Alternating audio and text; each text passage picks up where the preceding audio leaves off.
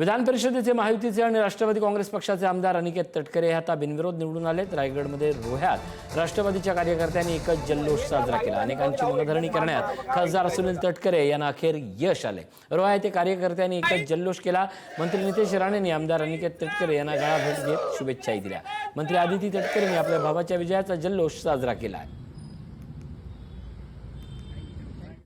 सोबत मंत्री आदित्य तटकरे आहेत। आपण त्यांच्या जाणून की यांचे काय भावना आहेत। काही नमस्ते प्रोग्राममध्ये आपलं स्वागत आहे। आज आपले बंधुराज बिनविरोध झालेले आहेत आणि रायगड किंवा पूर्ण महाराष्ट्रात अशी एकच सीट आहे। कसं वाटतंय, काय सांगा?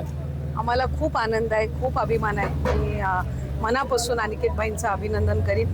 त्याचबरोबर राज्याचे मुख्यमंत्री आदरणीय फडणवीस साहेब, एकनाथजी शिंदे साहेब उपमुख्यमंत्री आणि आदरणीय उपमुख्यमंत्री आमच्या राष्ट्रीय अध्यक्षा सुनेत्रा काकींचे आभार मानेन।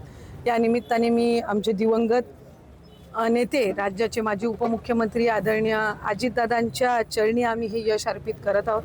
आदरणीय तटकरे साहेब असतील, रवींद्र चव्हाण साहेब असतील, उदय सामंत साहेब असतील, भरत शेठ असतील, पलीकडे राणे साहेब असतील, सगळ्यांनीच त्या ठिकाणी खूप अनिकेत भाईंना भरभरून आशीर्वाद दिले। सगळ्या आमदारांनी आशीर्वाद दिले।